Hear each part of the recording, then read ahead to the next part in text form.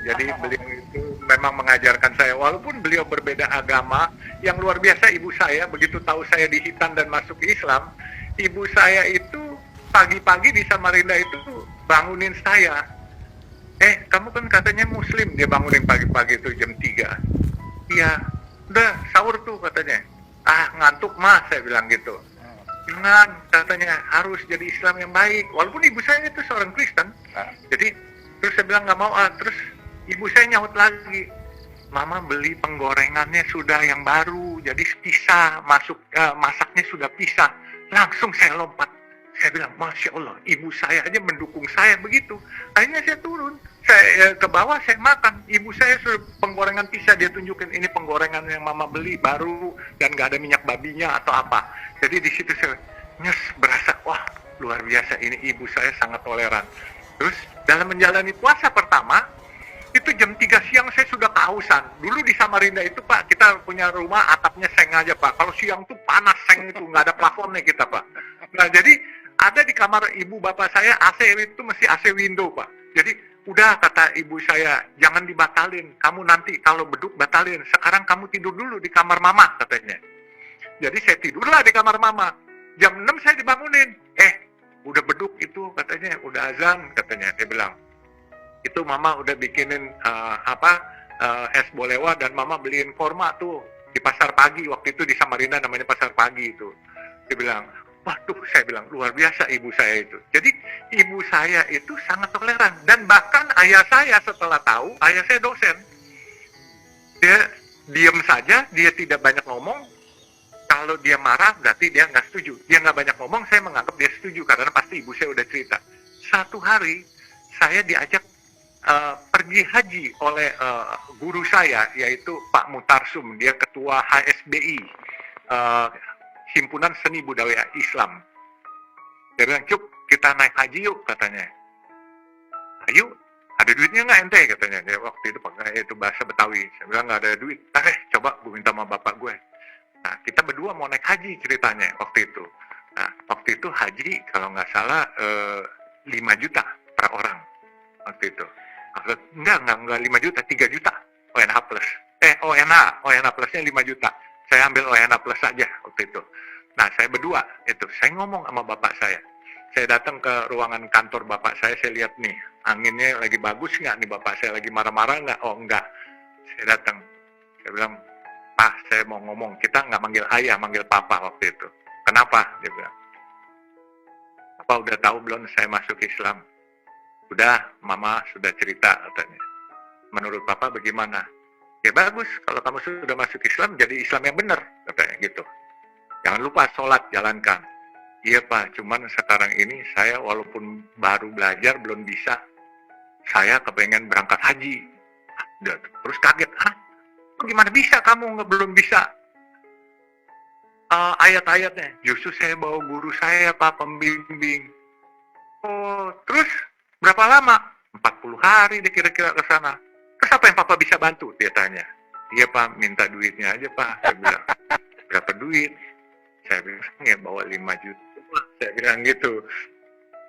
Pak Jaya tahu, dulu kan orang tua pakai tas Samsonite Pak, colak gitu Pak. Iya, kolak. Terus ayah saya ambil iya kan?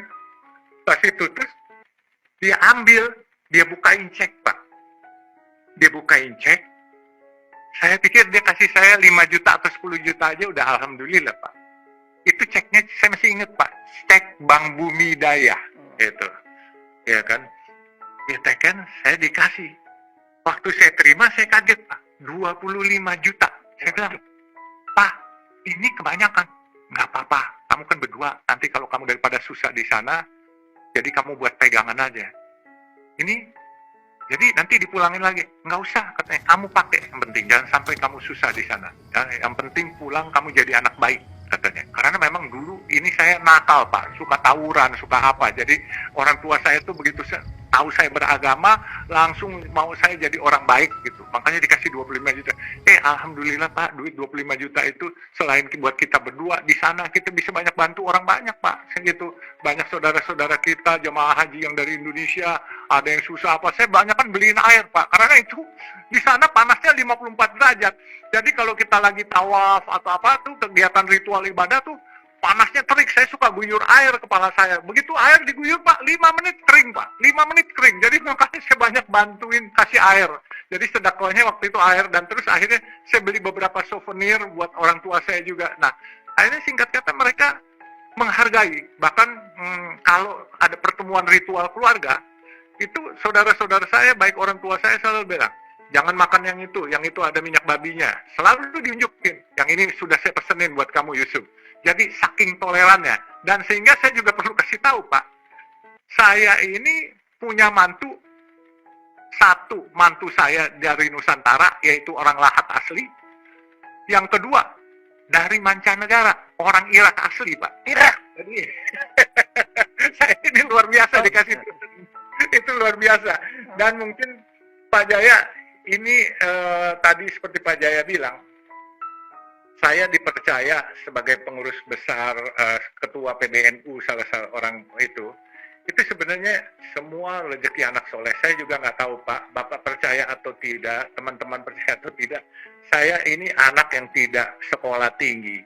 Saya pernah jadi staf khusus Mensos, sekarang ini saya staf khusus Menko Perekonomian. Coba Pak, cukup bergengsi kan Pak, Menko Perekonomian, itu teknokrat semua. Jadi saya yakin Pak, ini bahwa pasti Allah yang gerakan. Tahu-tahu lagi diem-diem, nggak kepikiran apa-apa, saya sama teman-teman Muhammadiyah baik, teman-teman bekas Front Pembela Islam saya juga baik, sahabat baik, sama teman-teman NU baik. Tahu-tahu pengurusan baru dengan Gus Yahya ini, saya dipilih jadi salah satu orang ketua. Ini suatu apresiasi yang luar biasa menurut saya, karena kita menganggap NU itu dulu itu adalah Gus Dur tokohnya, dan Gus Dur itu tokoh yang sangat toleran, dan NU itu juga ormas yang sangat toleran. Makanya saya bilang saya bisa mendapat kesempatan menjadi pengurus ormas terbaik dan toleran seperti itu. Ini pasti rahasianya dari Tuhan, rezekinya dari Tuhan, dan pasti digerakkan oleh Tuhan. Jadi kira-kira ya lumayan lah Pak Jaya, rezeki anak soleh, anak kampung bisa dapat posisi yang baik, itu pasti ada rahasia Tuhan. Terima kasih Pak. Ini sebetulnya saya masih banyak pertanyaan, tetapi nanti saya dituduh serakah. Ini ada pertanyaan, silakan. Dari Muhammad Fajar, apakah Bapak Yusuf Hamka pernah bertemu dengan Gus Dur? Dan bagaimana kesan Pak Yusuf Hamka terhadap Gus Dur? Silakan Pak, dari Pak Muhammad Fajar. Oke. Siap. Alhamdulillah Pak, saya bukan hanya pernah bertemu dengan Gus Dur. Tahun 96, Gus Dur masih ketua umum baru, ketua umum PBNU Pak. Waktu itu belum presiden. Beliau yang bacakan doa saya waktu saya ulang tahun, saya ngundang Gus Dur di Hotel Horizon Ancol. Jadi beliau bacakan doa buat saya, dan Gus Dur itu luar biasa Pak. Jadi itu ciri-ciri orang yang seperti Pak Jaya bilang, itu wangsitnya dari 96 aja sudah kelihatan Pak. Itu beliau seorang pemimpin yang baik menurut saya. Jadi kesan Pak Hamka terhadap Gus Dur tadi ini yang ya, beliau orang yang toleran, orang yang baik menurut saya, dan karena beliaulah kita sekarang ini boleh bilang lebih agak bebas berbicara dan lebih bebas juga beribadah gitu. Jadi kita perlu tokoh-tokoh seperti Gus Dur lah menurut saya Pak. Oke.